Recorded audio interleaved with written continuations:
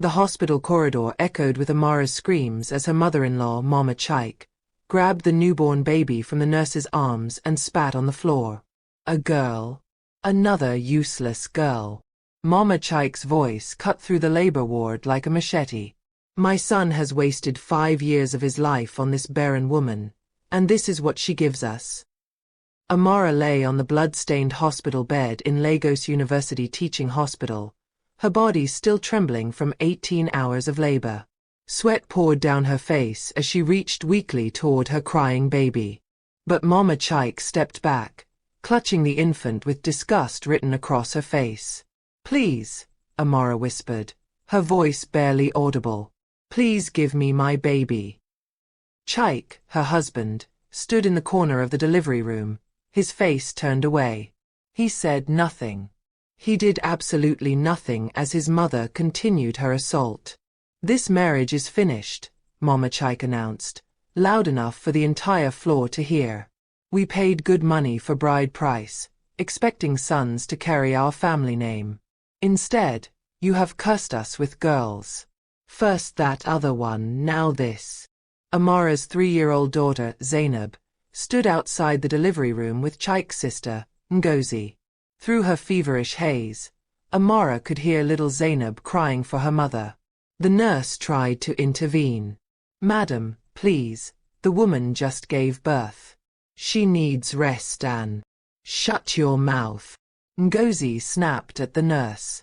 "This is family business. You know nothing about our culture and traditions." Mama Chaik thrust the baby toward the nurse. "Take this child. We don't want her. And this woman," she pointed at Amara with pure venom in her eyes, "she is no longer part of this family. Chaik, call your uncle. Tell him to bring her things from the house and dump them here at the hospital." "Mama, please," Amara begged, trying to sit up but collapsing back onto the bed. Blood seeped through her hospital gown. "I just need time to rest. I can try again. Please don't take my babies away." But Mama Chaik had already made up her mind. She turned to Chaik, who finally looked at his wife. For a brief moment, Amara saw something flicker in his eyes. Regret. Shame. But whatever it was disappeared quickly as his mother's harsh voice commanded him. "Chaik, are you a man or a mouse? Get this woman's belongings. She is going back to her village where she belongs. We will find you a proper wife, one who can give us sons." What happened next would haunt Amara forever. Her own husband, the man she had loved and trusted for 5 years, walked out of that delivery room without a single word. He didn't look back. He didn't check if she was okay. He simply obeyed his mother like an obedient child. The hospital security was called. Within 2 hours, as Amara lay weak and bleeding, her 2 small bags of belongings were thrown on the floor beside her bed. She had no money. Her phone had been taken by Ngozi weeks ago, supposedly for repair but never returned. She had no way to call her own family in Enugu, over 400 kilometers away.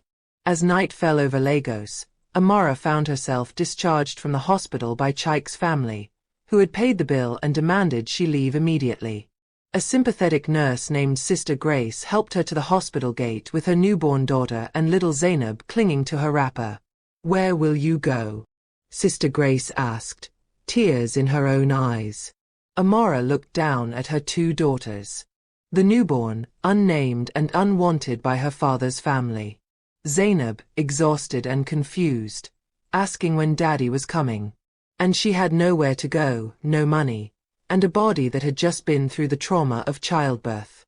"I don't know," Amara whispered into the humid Lagos night. "I really don't know." But what Amara didn't know, what none of the Okafor family could have imagined, was that this cruel night was not her ending. It was only the beginning. Before we continue with what happens next, I want to ask you something. Where in the world are you watching this from? Drop your country or city in the comments below. And if this story has already gripped you, don't forget to hit that subscribe button because what happens to Amara next will shock you. Trust me, You don't want to miss a single moment of this journey. Now, how did Amara end up in this nightmare? Let me take you back to where it all began. 5 years earlier, Amara had been a different woman entirely. She was 23 years old, working as a junior accountant at a telecommunications company in Lagos, and her future seemed bright with possibility. She had moved to Lagos from Enugu after completing her degree in accounting, determined to make something of herself in the big city. Her parents, simple traders in Enugu, had sacrificed everything to give her an education. Her father sold his small plot of land to pay her university fees. Her mother woke up at 4 every morning to prepare akara and bread for sale so Amara could focus on her studies. "Make us proud, my daughter," her father had said the day she left for Lagos. "You are the first person in our family to finish university. Show them what the Okonkwo family is made of." Amara had every intention of doing exactly that. She rented a small room in Yoba with 2 other girls and threw herself into her work. She was smart, dedicated, and determined to climb the corporate ladder. That was when she met Chike Okafor. He walked into her office one afternoon in his perfectly tailored suit, his expensive watch glinting under the fluorescent lights. He was the son of Chief Okafor, a wealthy businessman with interests in real estate and importation. Chike himself managed one of his father's companies, and he had come to discuss a business partnership with Amara's employer. "You have beautiful eyes," were the first words Chike ever said to Amara when he caught her reviewing some documents in the reception area. She had blushed and looked away, but Chike was persistent. He asked for her number. He sent her flowers. He took her to the finest restaurants in Victoria Island and Lekki. He made her feel like a princess. "My family will love you," he promised after 6 months of dating. "You're educated, beautiful, and respectful. Everything a man could want." But Amara should have paid attention to the warning signs. She should have noticed how Chike never made important decisions without calling his mother first. She should have questioned why, at 30 years old, he still lived in his parents' mansion in Ikoyi. She should have been concerned when he casually mentioned that his mother had rejected his last 3 girlfriends for various reasons. But she was in love. Or at least, she thought she was. The traditional marriage introduction was grand.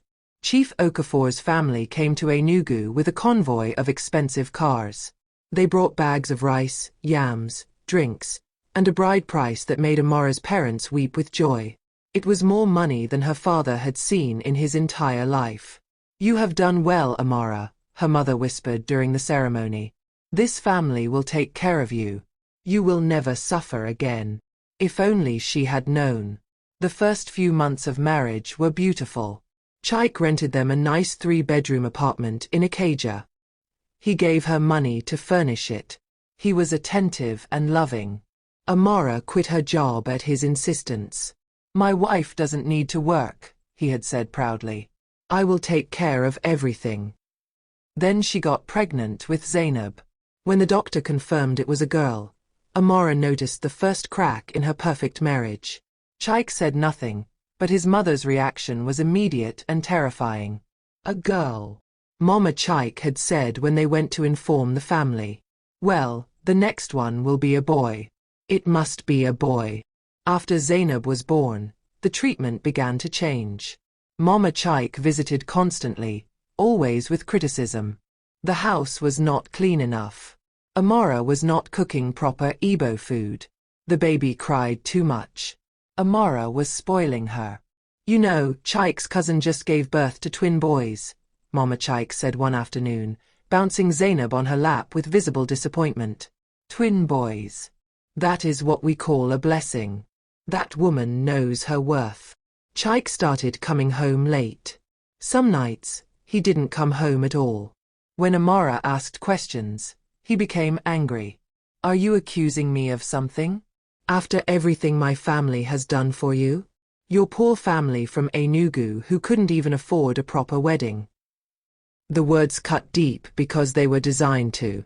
Slowly, systematically, Chike and his family began to remind Amara of her place. She was the girl from the poor family who had been elevated by their generosity. She should be grateful. She should be quiet. She should give them sons. When Zainab turned 2, Amara got pregnant again. She prayed every single day for a boy. She went to church. She fasted. She even visited a prayer house in Oja where a prophet assured her she would have a male child. "This is your redemption," Mama Chaik said when she learned of the pregnancy. "Give us a boy, and all will be forgiven." But God, or fate, or destiny had other plans. At the 20-week scan, the doctor smiled and said, "Congratulations, it's a healthy baby girl." Amara's heart sank. She begged the doctor to check again. Maybe there was a mistake. Maybe the machine was wrong. But there was no mistake. She didn't tell Chaik immediately. She kept the secret for weeks, hoping that somehow the situation would resolve itself. But eventually, Mama Chaik demanded to know the baby's gender. "Another girl," Amara had whispered. The silence that followed was deafening. Then came the accusations. Amara's family must have a curse. She must have done something to anger the ancestors. Perhaps she was being punished for some secret sin. The next 5 months were hell. Chaik barely spoke to her. His family made it clear she was on probation. And on that terrible night in the hospital, when she delivered her second daughter, they made good on their unspoken threat. They threw her away like garbage. Now, standing at the hospital gate with 2 baby girls and nowhere to go, Amara felt the full weight of her situation. She had no job, no money. Her phone was gone. And it was past 9 o'clock at night in Lagos, one of the most dangerous cities in the world for a woman alone. But Sister Grace, the nurse who had helped her, wasn't finished being an angel. "Come with me," Sister Grace said quietly. "Just for tonight. You and your girls can sleep at my place. Tomorrow, we will figure out what to do." As they walked toward the hospital parking lot, Amara clutching her babies and her small bags, she made herself a promise. This was not the end of her story. Somehow, someway, she would rise again. She had no idea how right she was. If you're feeling Amara's pain right now, show this video some love by hitting that like button. And here's my question for you. What would you do if your in-laws treated you this way? Would you fight back or walk away? Drop your answers in the comments. Don't forget to share this video with someone who needs to hear this story. Sister Grace's apartment was a small 1-bedroom flat in Mushin, one of Lagos's densely populated neighborhoods. It was humble but clean, and to Amara that night, it felt like a palace. "You can sleep on the mattress with the girls," Sister Grace said, pulling out a thin foam mattress from under her bed. "I'll manage with the couch." "Thank you," Amara whispered, tears streaming down her face. "I don't know how I'll ever repay you." Sister Grace waved her hand dismissively.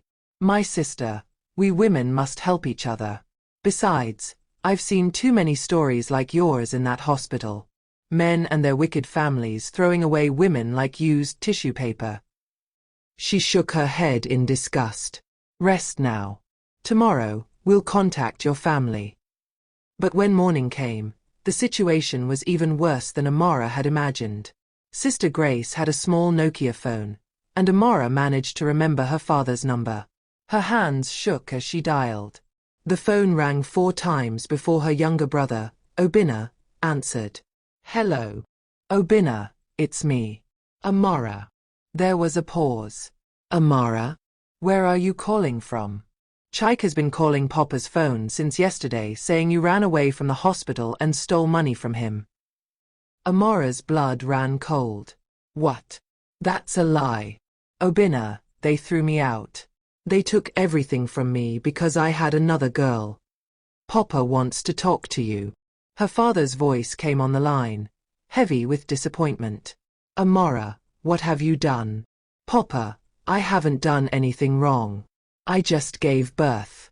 Chaik's family threw me out of the hospital because the baby is a girl. They..." "Enough." Her father's voice was sharp. "Chief Okafor himself called me. He said you have been a disrespectful wife. That you have been going out at night to clubs. That you stole 50,000 naira from Chaik's wallet and ran away from the hospital." "Papa, that's not true. None of it is true." They want their bride price back, Amara. All of it. 1 million naira. Her father's voice cracked. Where will I get that kind of money? You have disgraced this family. Your mother is in bed crying. The whole village is talking about us. Papa, please listen to me. Come back to Enugu if you want, but you cannot stay in my house until this matter is resolved. I will not harbor a runaway wife. The shame is too much. The line went dead. Amara collapsed onto the mattress, her body shaking with sobs. Her own father had believed Chike's lies over her truth. She had nowhere to go, no one to turn to. She was truly alone in the world with 2 babies depending on her. Sister Grace held her as she cried. It's okay, it's okay. We will find a way. But finding a way seemed impossible. For the next 3 weeks, Amara stayed in Sister Grace's tiny apartment. She recovered from childbirth slowly, her body weak from stress and inadequate nutrition. Sister Grace brought food from the hospital canteen, sharing her meager meals with Amara and the girls. Amara named her newborn daughter Chisholm, which means, God accompanies me. If God was truly with her, she needed him now more than ever. Every day, she sent text messages from Sister Grace's phone to Chike, begging him to listen to her side of the story, asking for at least some money for the children. He never responded. Instead, his family continued to spread lies about her throughout their social circles. One afternoon, Sister Grace came home with unexpected news. There's a woman at the hospital, she said. Her name is Mrs. Beatrice Nwankwo. She's a businesswoman, very wealthy. She comes to the hospital to do charity work sometimes, helping women who can't afford their medical bills. Amara looked up from where she sat feeding Chisholm. Why are you telling me this? Because I told her about you. And she wants to meet you. 2 days later, Amara found herself sitting across from Mrs. Beatrice Nwankwo in a hospital consultation room. Mrs. Nwankwo was in her late 50s, elegantly dressed in Ankara fabric and gold jewelry. But her eyes were kind, and when she looked at Amara, there was no judgment, only understanding. Tell me your story, Mrs. Nwankwo said simply. Everything. And Amara did. She poured out everything. The marriage, the abuse, the rejection, the lies. She held nothing back because she had nothing left to lose. When she finished, Mrs. Nwankwo was quiet for a long moment. Then she spoke. 25 years ago, I was you, she said softly. Different circumstances, but the same pain. My husband's family rejected me because I couldn't have children at all. They threw me out with nothing. I wanted to die. Amara stared at her in shock. But I didn't die, Mrs. Nwankwo continued. Instead, I picked myself up. I started selling vegetables in the market. Then I learned how to import goods from China. Now I own 3 supermarkets across Lagos and Abuja. I never had the children they wanted, but I adopted 5 orphans and gave them the best life possible. She leaned forward, her eyes intense. Amara, your story doesn't end here unless you let it. I'm going to make you an offer. Come and work for me. I'll give you a place to stay, a small salary, and training in my business. In exchange, you work hard and you rebuild your life. Are you interested? Amara couldn't believe what she was hearing. Madam, yes. Yes, 1,000 times yes. Mrs. Nwankwo smiled. Good. But I must warn you. It won't be easy. You'll start from the bottom, working in my warehouse, packing goods, doing inventory. The hours are long, and the work is hard. But if you're dedicated, if you're willing to learn, I'll teach you everything I know about business. I'll do anything, Amara said, tears of relief streaming down her face. I just want to give my daughters a good life. Then we start Monday. Sister Grace has already agreed to watch your girls during work hours for a small fee. I'll provide accommodation for all of you in the boys' quarters behind my house in Surulere. As Amara left that meeting, she felt something she hadn't felt in months. Hope. She didn't know it yet, But this meeting with Mrs. Nwankwo was the first step on a journey that would transform her from a rejected wife into something far more powerful. The universe was about to show Chike and his family what a terrible mistake they had made. The first 6 months working for Mrs. Nwankwo were the hardest of Amara's life. She woke up at 4:30 every morning, fed and prepared her daughters, dropped them with Sister Grace, who had moved into a room near Mrs. Nwankwo's compound, and then worked from 6 in the morning until 8 at night. Her hands, once soft from her days as an accountant, became rough and calloused from lifting boxes and organizing inventory. Her back ached from bending over shipment crates. Some nights she was so exhausted she fell asleep while feeding Chisholm. But Amara never complained. Not once. Mrs. Nwankwo watched her carefully during those first months. She saw how Amara arrived early and left late. She noticed how Amara asked questions, taking mental notes about everything from supply chain management to customer relations. She observed how Amara treated the other workers with respect, even when some of them looked down on her for being a warehouse worker with 2 children and no husband. One day, 3 months into her employment, Mrs. Nwankwo called Amara into her office. "You have an accounting degree," Mrs. Nwankwo said. It wasn't a question. Amara nodded, surprised. "Yes, Ma. I worked as an accountant before I got married." "Why didn't you tell me this?" "Because you gave me a job when I had nothing, Ma. I didn't want you to think I was ungrateful for warehouse work." Mrs. Nwankwo smiled, a rare genuine smile. "Starting Monday, you'll work in the accounts department. I need someone I can trust to help me organize my financial records. You'll also continue learning about the business operations. Consider this your promotion." Amara felt tears well up in her eyes. "Thank you, Ma. I won't disappoint you." "I know you won't. And Amara, stop calling me Ma. Call me Auntie Beatrice." The promotion changed everything. Working in accounts, Amara discovered that Auntie Beatrice's businesses were even larger than she had imagined. The 3 supermarkets were just the visible part. Auntie Beatrice also owned import licenses, had partnerships with manufacturers in China and Dubai, and was involved in real estate investments. "Business is like chess," Auntie Beatrice told her one evening as they reviewed quarterly reports. "You must always think 3 moves ahead.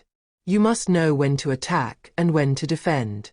And most importantly, you must never let emotions cloud your judgment." Amara absorbed everything like a sponge. She stayed late studying financial statements. She accompanied Auntie Beatrice to meetings with suppliers and learned how to negotiate. She watched how the older woman commanded respect in rooms full of men who initially dismissed her. 1 year passed. Then 2 years. Amara's daughters grew. Zainab started primary school, bright and curious. Chisholm learned to walk and talk, her laughter filling the small boys' quarters that had become their home. They had little, but they had each other, and they had dignity. During this time, Amara heard nothing from Chike or his family. She had stopped trying to contact them. Her father had eventually called once, gruffly asking if she was still alive. She told him she was fine and working. He didn't ask about his granddaughters. The pain of that rejection never fully healed, but Amara learned to live with it. What she didn't know was that Chike's life had taken a dark turn. The construction company his father had given him to manage had collapsed due to his poor decisions and lack of dedication. Chief Okafor, furious at his son's incompetence, had cut off his allowance. Chike had remarried quickly after Amara left, choosing a woman his mother approved of, a woman who promised she came from a family of only male children. But that marriage lasted only 8 months before his new wife left him, tired of his drinking and verbal abuse. Mama Chike blamed the new wife, of course, never her precious son.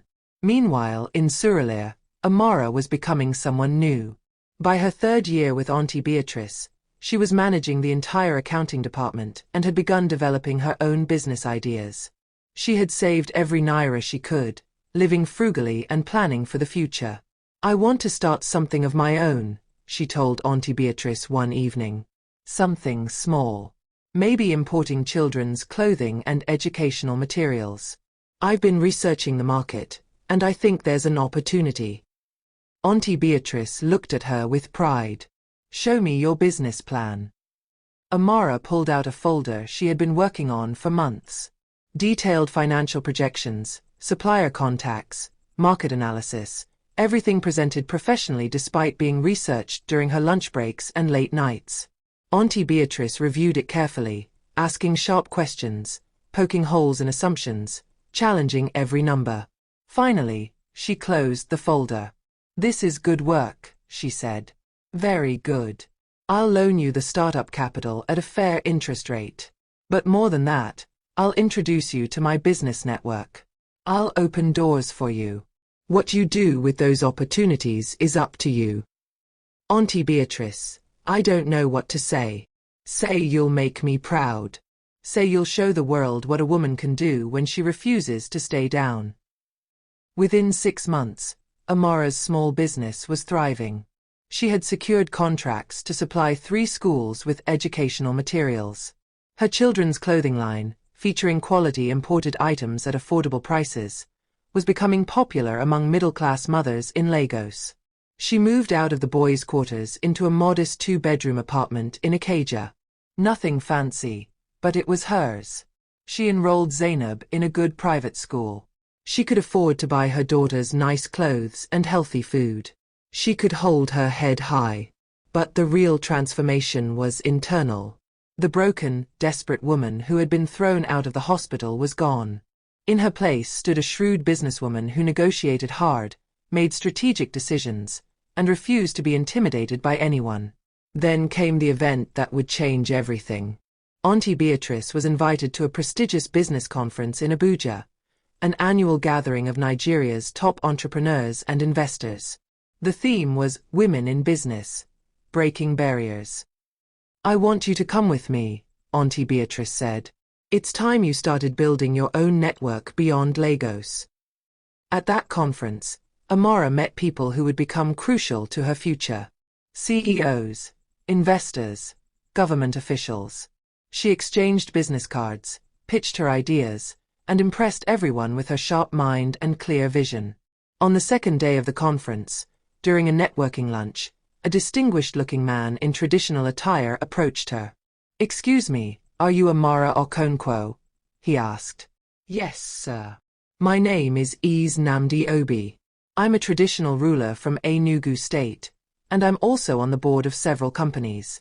I heard your presentation this morning about creating sustainable supply chains for educational materials in rural areas. I was very impressed." They talked for over an hour. Nnamdi was nothing like the men Amara had known. He was educated, well-traveled, and passionate about developing Nigeria's education sector. He was also a widower with 2 teenage children, and when he looked at Amara, he saw not a desperate woman with baggage, but an intelligent, ambitious entrepreneur. Before the conference ended, he asked for her business contact. "I'd like to discuss a potential partnership," he said. "I'm working on a project to supply learning materials to schools across the Southeast. Your expertise could be invaluable." As Amara flew back to Lagos, she felt something stirring inside her. This was more than just a business opportunity. This was destiny knocking on her door. She had no idea that within 1 year, her life would transform so completely that even she would barely recognize herself. And Chaik. He was about to learn the most painful lesson of his life. If you believe in second chances, if you believe that your current situation doesn't define your future, hit that like button right now. Share this video with someone who needs to hear that they can rise again no matter how far they've fallen. And here's my question. Do you believe in divine timing? Do you think everything happens for a reason? Drop your thoughts in the comments. The partnership with Nnamdi Obi transformed Amara's business overnight.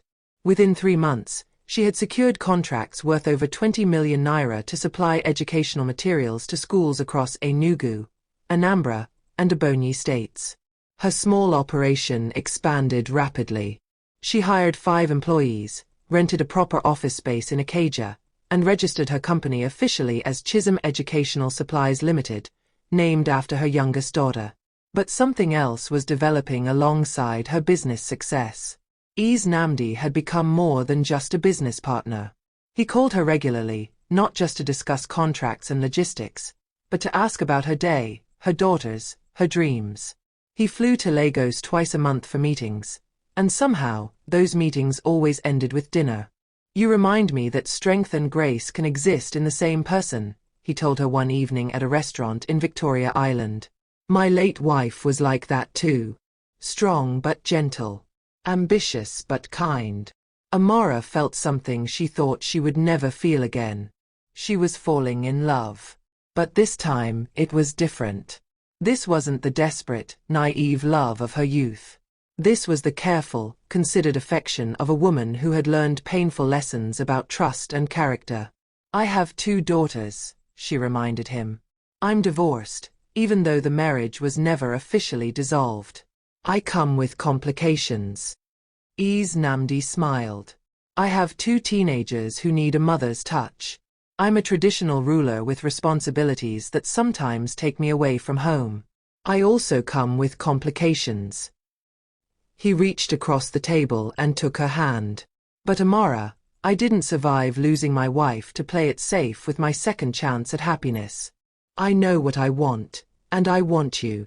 6 months later, in a beautiful ceremony that brought together traditional royalty and modern business excellence, Amara married Nnamdi Obi. She became not just his wife, but Lolo Amara, a queen in the traditional sense, respected and honored in the Enugu community. The wedding was covered by newspapers and blogs. Photos of the radiant bride in her expensive George wrapper and coral beads circulated on social media. Amara's life had turned completely around, and she made sure her daughters understood the journey. "Never forget where we came from," she told Zainab and Chisholm as they settled into the palace in Enugu. "We were once homeless with nowhere to turn. Now look at us." But this didn't happen by luck. It happened because we refused to give up. As Lolo Amara, she didn't just enjoy her new status. She used it. She established a foundation to help abused and abandoned women, providing them with skills training and startup capital. She worked with her husband to improve education infrastructure in rural communities. She became a voice for women's economic empowerment, speaking at conferences and on television programs. Her business continued to grow. Within 2 years of her marriage, Chisholm Educational Supplies had expanded beyond the southeast, winning contracts in 6 states across Nigeria. Amara was now a millionaire several times over, her success built on hard work, strategic thinking, and the opportunities created by Auntie Beatrice and her husband. But throughout all of this, she had heard nothing from Chaik or his family. She had moved on so completely that she rarely thought about them anymore. Her lawyers had handled the divorce proceedings in her absence. Chaik had not contested it, probably relieved to be free of the woman he had discarded. Then came the day everything collided. Amara was in Lagos for a business meeting with potential investors at the Eco Hotel. She wore a navy blue suit, her neck adorned with the coral beads that marked her status as a Lolo. Her assistant walked beside her, carrying files and her laptop. 2 security personnel provided by her husband accompanied them, as was now standard for her public appearances. She was crossing the lobby, discussing the upcoming presentation with her assistant, when she heard a voice she had not heard in almost 5 years. "Amara." She turned slowly, her heart suddenly pounding. There, standing near the reception desk with his mouth hanging open in shock, was Chaik. But this was not the Chaik she remembered. This man looked older, worn down by life. His suit was cheap and ill-fitting. His shoes were scuffed. His face carried the marks of stress and, she noted with detached observation, excessive drinking. For a moment, neither of them spoke. Amara's security detail moved closer, sensing potential trouble. "Is everything all right, Ma?" one of them asked. "It's fine," Amara said calmly, her voice steady. She looked at Chaik with the cool assessment of a stranger examining an unremarkable object. "Hello, Chaik." Chaik seemed unable to process what he was seeing. His eyes traveled from her expensive clothing to the coral beads, to the security personnel, to the confident way she carried herself. You're here. You look. What happened to you?" "Life happened," Amara said simply. Was there something you needed? I heard stories, but I didn't believe them. People said you remarried. That you married some ease from our state. That you're now some big businesswoman. I thought they were lying. They weren't lying. Chaik's face twisted with an emotion Amara couldn't quite identify. Regret. Anger. Jealousy. Perhaps all three. Amara, we need to talk. About what happened. About the girls. I've been thinking. The girls. Amara's voice dropped to a dangerous quiet. You mean Zainab and Chisholm? The daughters you rejected? The children you allowed your mother to call useless? Those girls. I made a mistake, Chaik said, his voice breaking.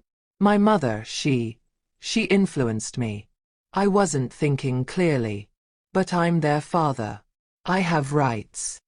Amara laughed, a cold sound that made Chaik flinch. Rights. You threw us out of a hospital when I had just given birth. You spread lies about me to my own family. You took everything and left me with nothing but 2 babies and the clothes on my back. Now you want to talk about rights. People in the lobby were starting to stare. A few had recognized Amara and were pulling out their phones. Please, Chaik said, and now he was actually begging. My life fell apart after you left. The business collapsed. My father disowned me. I have nothing now. But if you're doing well, surely you can help me. For the sake of what we once had. Amara stared at him for a long moment. She thought about the woman she used to be, the one who would have done anything to hear him apologize, to have him want her back. That woman was dead. I'll tell you what I'm going to do, Amara said quietly. Nothing. I'm going to do absolutely nothing for you. You made your choice 5 years ago when you chose your mother's cruelty over your wife and daughters. Now live with it. She turned to walk away, but Chaik grabbed her arm. Immediately, her security personnel moved forward, but Amara held up her hand to stop them. Let me tell you something, Chaik, she said, looking him directly in the eyes. The best thing that ever happened to me was you throwing me away. Because it forced me to discover who I really was. It made me strong. It made me successful. So thank you. Thank you for being exactly the weak, cruel man you turned out to be. You set me free. She pulled her arm from his grasp and walked away, her head held high. Behind her, she heard Chaik calling her name, but she didn't look back. She had a meeting to attend, a business to run, and daughters who were waiting for their mother to come home and help them with their homework. That evening, videos of the encounter began circulating on Nigerian social media. Rejected wife returns as queen, read the headlines. From hospital floor to palace halls, proclaimed another. The story went viral, inspiring thousands of women who had faced similar rejection and abuse. But for Amara, it wasn't about revenge or public vindication. It was simply about moving forward with the beautiful life she had built from the ashes of her worst moment. However, the encounter with Chaik had awakened something in Lagos. News traveled fast in elite circles, and soon, another person from Amara's past learned about her transformation. Someone who had been the architect of her suffering. Someone who was about to make a terrible mistake. Mama Chaik was coming for her. 3 weeks after the encounter with Chaik, Amara was back in Enugu, preparing for the grand opening of her foundation's new Skills Acquisition Center. The center, a beautiful 2-story building in the heart of the city, would provide free training in various trades for disadvantaged women. It was Amara's way of giving back, of being for others what Auntie Beatrice had been for her.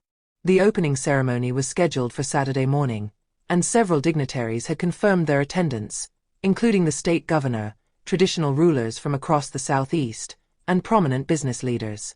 Local television stations would cover the event. It was a big moment for Amara's foundation. Friday evening, as she reviewed the program schedule in her home office at the palace, her phone rang. It was Sister Grace, the nurse who had saved her life 5 years ago and who now worked as a program coordinator for her foundation. Amara, we have a problem, Sister Grace said urgently. Mama Chaik is here in Enugu. She's been going around to different community leaders, spreading stories about you. She's telling people that you're a runaway wife, that you abandoned your marriage and stole from their family. She's even claiming that Ease Namdi married you under false pretenses because you didn't tell him about your past. Amara felt a cold anger settle in her chest. Where is she now? She's staying with her cousin in Trans Ekolu. Word is that she plans to show up at tomorrow's event to cause a scene and embarrass you publicly. Let her come, Amara said calmly. I've been silent long enough. It's time the truth came out. That night, Amara couldn't sleep. She sat in her bedroom, watching her daughters sleep peacefully in the adjoining room. Zainab was now 8 years old, excelling in school and showing a talent for mathematics. Chisholm, at 5, was a bundle of energy and curiosity, always asking questions about everything. They had no memory of those dark days in Lagos. They knew their mother had once been married to someone else, but that was all. They called Ease Namdi Papa, and his children were their beloved older siblings. They lived in comfort and security, never knowing hunger or rejection. Amara had built this life carefully, protecting her daughters from the pain of their beginning. But tomorrow, that protection might be tested. Saturday morning arrived bright and clear. By 9 o'clock, the new center's compound was filled with guests. White plastic chairs arranged in neat rows faced a small stage decorated with purple and gold fabrics, the colors of Amara's foundation. A large banner proclaimed, "Lifting Women, Building Communities." Amara stood backstage in a stunning purple lace outfit, her coral beads gleaming. Ease Namdi stood beside her, handsome in his traditional chieftain attire. "Are you ready?" he asked, squeezing her hand. "I am," she replied. The program began smoothly. The governor gave an opening speech praising Amara's vision and commitment. Several community leaders spoke. Then it was time for Amara to address the crowd. She was halfway through her speech, talking about the importance of economic empowerment for women, when the disruption came. Liar. Thief. Husband snatcher. The crowd turned in shock as Mama Chaik pushed her way through the seated guests, her face twisted with rage. She was flanked by 2 of Chaik's relatives, and they marched toward the stage with determination. Security personnel moved to intercept them, but Amara held up her hand. "Let her speak," Amara said into the microphone, her voice steady. "Let everyone hear what she has to say." Mama Chaik reached the front of the stage, breathing heavily. "You think you can parade yourself as some respectable woman? Some queen?" She spat the word with contempt. "This woman abandoned her husband. She ran away from her marriage and stole money from my son. Now she has tricked another man into marrying her." The crowd murmured with confusion and shock. Cameras were rolling. This was exactly the kind of drama that would dominate social media for weeks. Amara looked down at Mama Chaik with an expression of complete calm. Then she did something unexpected. She smiled. "Thank you," Amara said. "Thank you for coming here today. Because for 5 years, I have carried my pain in silence. I have rebuilt my life without speaking publicly about what your family did to me. But since you have brought this matter to this public forum, let me tell these good people the truth." She turned to address the crowd, and her voice rang out clear and strong. 5 years ago, I gave birth to my second daughter in a Lagos hospital. While I lay on that hospital bed, weak from 18 hours of labor, this woman, she pointed at Mama Chaik, took my newborn baby from the nurse and declared her worthless because she was a girl. Her son, my husband at the time, stood there and said nothing as his family threw me out of the hospital with my 2 baby girls and nowhere to go. Gasps rippled through the crowd. The governor leaned forward in his seat, his face grave. I had no money, no phone, no way to contact my family. They dumped my belongings at the hospital gate and told me I was no longer part of their family because I had failed to give them sons.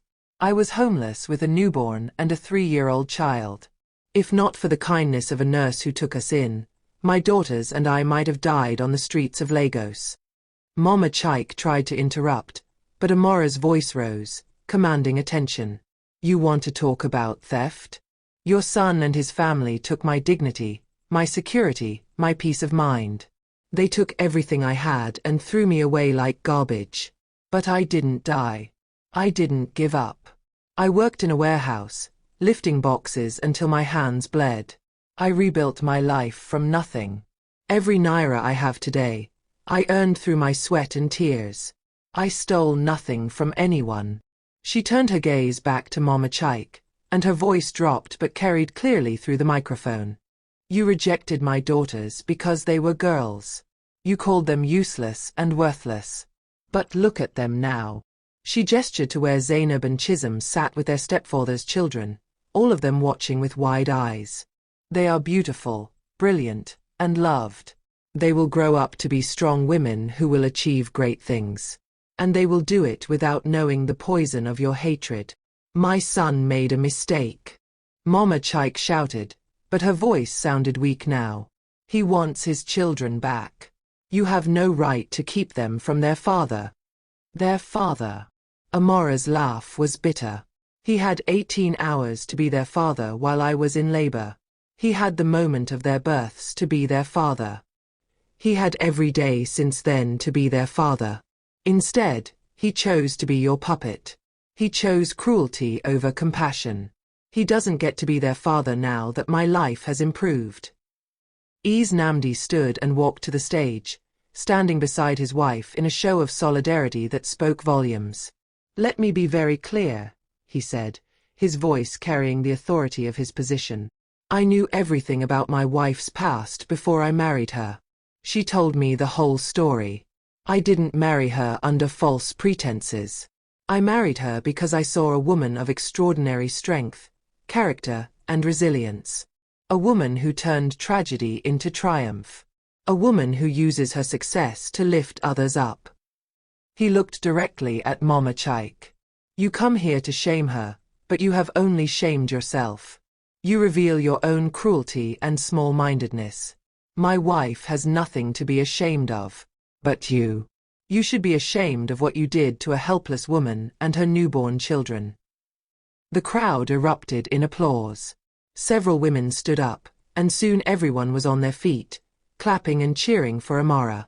Mama Chaik looked around wildly, realizing she had lost. The cameras had captured everything. Her attempt to humiliate Amara had backfired spectacularly. She had exposed her own wickedness in front of the entire community. Security personnel finally escorted her and her relatives out of the compound. As they left, Mama Chaik was crying, shouting curses and threats that no one listened to anymore. Amara stood on that stage, surrounded by applause, and felt something break open inside her. It wasn't triumph or revenge that she felt. It was freedom. The final chain connecting her to that painful past had been severed. She was truly free now. The ceremony continued, and the Skills Acquisition Center was officially opened. Women from across the state toured the facilities, registered for programs, and shared their own stories of struggle and survival. Amara moved among them, listening, encouraging, and knowing that her pain had not been wasted. It had become the foundation for something beautiful. That evening, as news of the confrontation spread across social media and television, Amara received hundreds of messages from women thanking her for speaking her truth. Many shared their own stories of rejection by in-laws, of abuse and abandonment, of fighting their way back to dignity. But there was one more twist to come, one final encounter that would close this chapter of her life forever.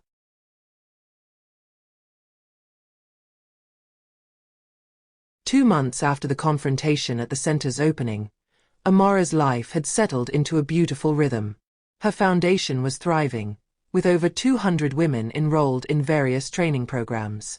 Her business continued to expand, and she had just signed a major contract to supply educational materials to schools across 3 additional states. Her marriage to Ease Namdi grew stronger each day, built on mutual respect, love, and shared values. The viral videos from the ceremony had made Amara something of a celebrity. She was invited to speak at women's conferences across Nigeria and even in Ghana and Kenya. Her story inspired countless women who had faced similar situations. Several organizations reached out to partner with her foundation. Even Auntie Beatrice, who had watched Amara's rise with the pride of a mother, told her that she had exceeded every expectation. "You didn't just survive," Auntie Beatrice said during one of their regular phone calls. "You became a force of nature." But Amara knew that one piece of unfinished business remained. Her own family in Enugu, the parents who had believed Chike's lies and turned their backs on her, had not reached out. The viral videos had surely reached them, but her phone remained silent. Until one Sunday afternoon in December, Amara was in the palace gardens, watching Zainab and Chisholm play with their stepbrother and stepsister, when the gateman called to inform her that she had visitors. Her parents had come. Her first instinct was to refuse to see them. The wounds they had inflicted were deep. But then she looked at her daughters, laughing and carefree, and she thought about the importance of breaking cycles of pain. She thought about forgiveness, not for others, but for her own peace. "Let them in," she said. Her parents looked older than she remembered. Her father's hair had turned completely grey, and her mother walked with a slight stoop. They stood at the entrance to the gardens, looking small and uncertain, so different from the people who had once held absolute authority over her life. "Amara," her father said, his voice rough with emotion. "Papa. Mama." Her voice was neutral, giving nothing away. Her mother began to cry immediately. "My daughter, we have wronged you. We have sinned against you and against God. We believed lies about you. We abandoned you when you needed us most." "We saw the videos," her father added, his proud shoulders sagging with shame. "We saw what that family did to you. We saw how you suffered and how you rose. And we were not there for any of it." Amara said nothing for a long moment. She let them stand in their discomfort because they needed to feel it, to understand the weight of their choices. "When you turned me away, I was homeless with 2 babies, Amara said finally.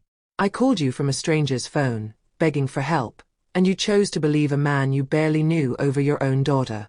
Do you know what that did to me?" "We know," her mother sobbed. "We know, and we have not had peace since then.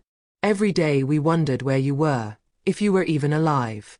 We tried to find you, but you had disappeared. We thought you might be dead."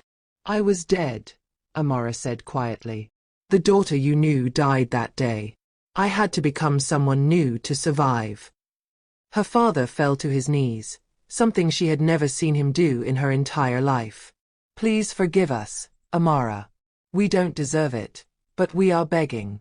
We have brought shame to ourselves. The whole village knows what we did. They call us the parents who abandoned their child. We cannot even hold our heads up anymore." Amara looked at them, these 2 people who had given her life and education but had failed her when she needed them most. She thought about holding on to her anger, letting them suffer as she had suffered. It would be justified. It would be fair. But then she thought about Zainab and Chisholm, who deserved to know their grandparents. She thought about the bitterness that had consumed Mama Chike, turning her into a cruel and miserable woman. She thought about the kind of person she wanted to be, the kind of legacy she wanted to leave. "Stand up, Papa," she said softly. Her father stood, tears streaming down his weathered face. "What you did hurt me deeply," Amara continued. "It hurt in ways I'm not sure you can fully understand. But I have learned something in these past 5 years. Holding on to pain and anger only gives power to the people who hurt you. I refuse to give any more power to my past." She took a deep breath. "I forgive you. Not because you deserve it, but because I deserve peace. But understand this. Forgiveness doesn't erase consequences. You missed 5 years of your granddaughters' lives. You weren't there for their first steps, their first words, their birthdays, their achievements. That time is gone forever." "We know," her mother whispered. "But," Amara continued, and she saw hope flicker in their eyes, "if you are willing to be the grandparents my daughters deserve from this day forward, then there is a place for you in our lives.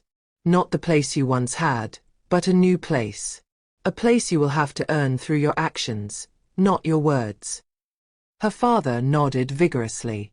"We will do anything. We will be whatever you need us to be." Amara called to her daughters. "Zainab, Chisholm, come here. I want you to meet your grandparents." The two girls ran over, curious and excited. They had heard stories about their maternal grandparents but had never met them. "This is your Papa Okonkwo and your Mama Okonkwo," Amara said, her hand resting protectively on each daughter's shoulder. "They live in Enugu, and they've come to visit you." Her mother fell to her knees, gathering both girls into her arms and weeping. Her father stood watching, his face a mixture of joy and regret as he looked at these beautiful grandchildren he had rejected before they were even born.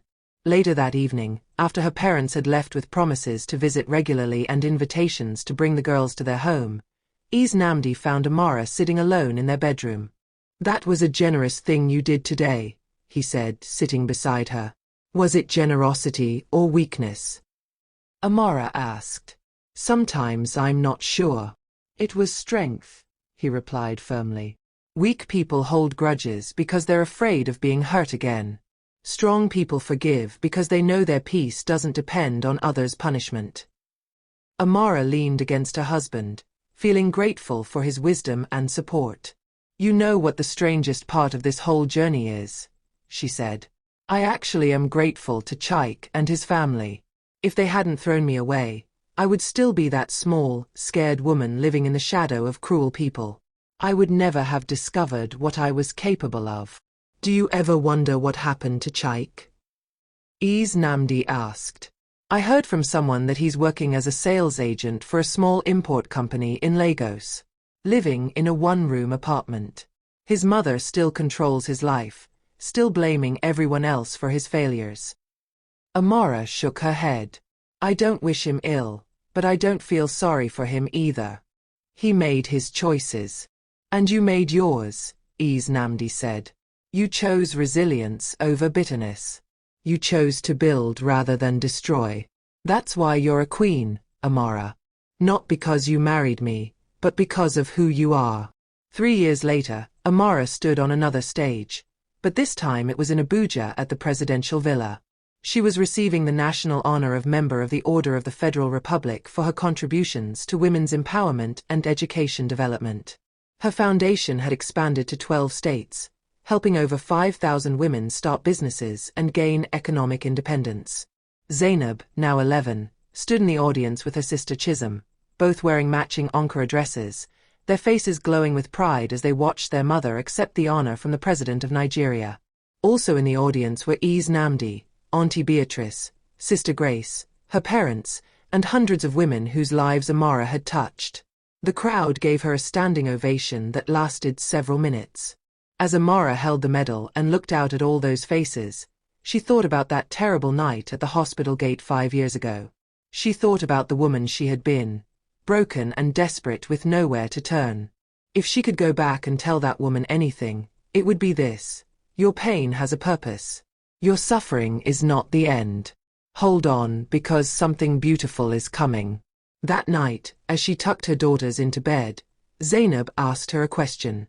"Mama, in school they were talking about you. They said you used to be poor and homeless. Is that true?"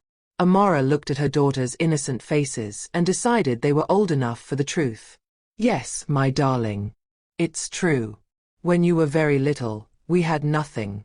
We were thrown away by people who should have loved us. But we survived.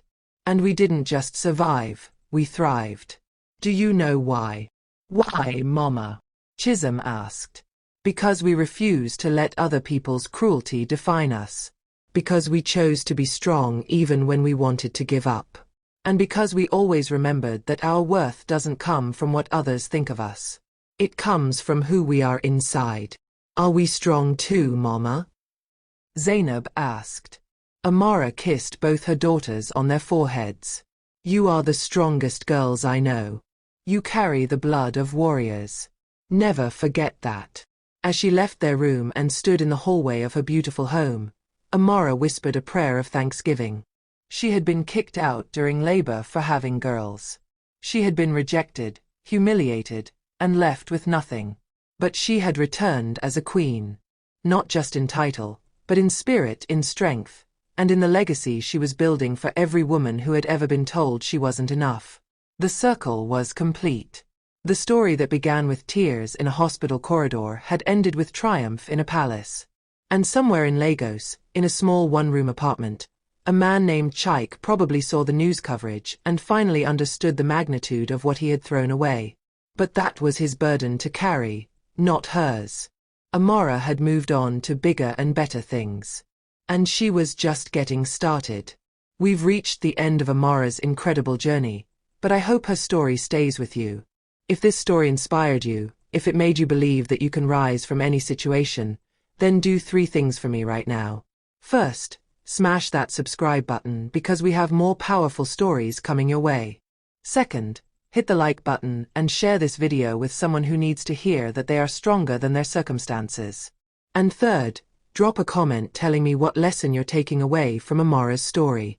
Remember, your current situation is not your final destination. Just like Amara, you too can rise. Thank you for watching, and I'll see you in the next story.